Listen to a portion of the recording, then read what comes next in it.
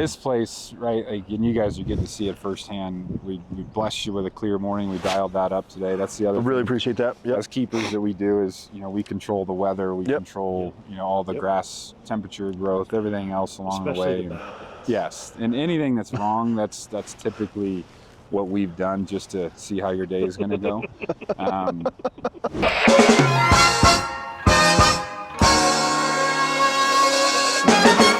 Our next stop takes us into the foothills to Golden, Colorado.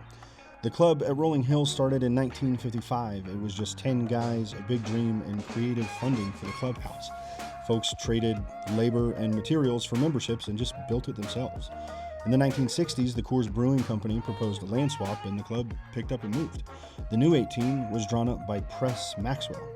Yeah, that Maxwell. It's where we caught up with our friend Aaron Fankhauser. He's one hell of a greenkeeper and an even better person, husband, and dad. He'll tell you he's just a chapter in this club's history, and his job is to hand the next keeper something better, both the place and the people. Same as those original 10 guys. Oh man, so we're blessed with a clear morning this morning, so you can see I've been on this property. It's my 22nd season out here, and That's awesome. I've been looking at this view for a long time, and it never gets old.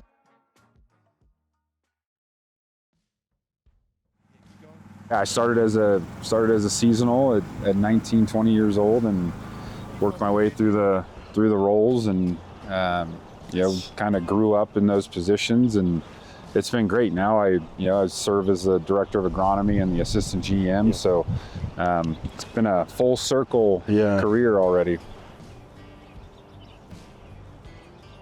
You have to be a weatherman. You have to be a great leader of people. You have to know exactly how grass is going to grow, what soil temps are going to do, what product you're going to put down to get the grass to do this or do that. And it takes a team, right? We've got 10 full-time guys that are phenomenal, and going through this year, especially where you don't have water over the winter, those guys are pulling hoses and watering greens and trying to take care of as many things as they can. And they're doing all that by hand. They're doing all that by hand, yeah.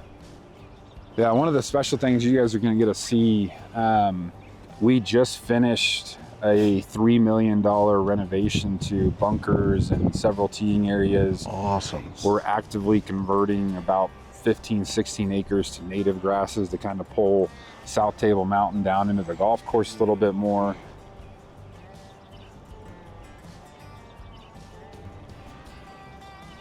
You said you got into working here to fund your habit.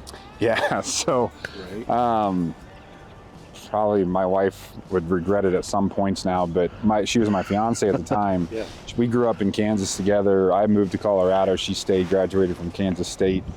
And once she graduated, she moved out here, and I was getting close to graduating, and I was doing an internship at Coors Field actually, and I loved it. It was great. It was a phenomenal experience. I was offered a job there, and I had my job here as kind of the second assistant at the time, and I think the salary number was $35,000 a year or something like that. And I'm like, honey, I don't think I can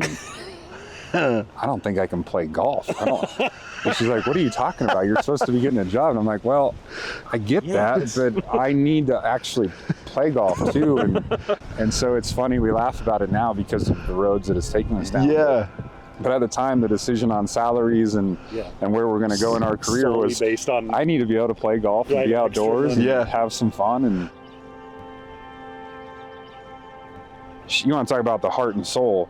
My family is the part that grounds it the best, because like they're the things that I get to go home to and vent all the stress to, and they get to hear about grass dying over here, member complaints over there, or staff not showing up. That's the full circle moment. She's a godsend. So right.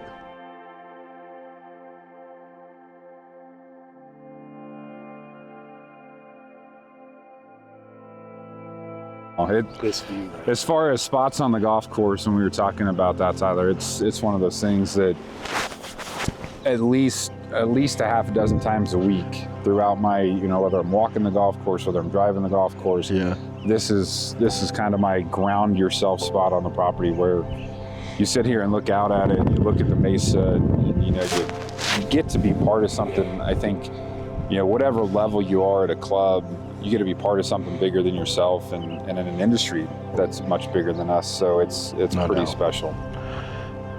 Yeah. Yeah.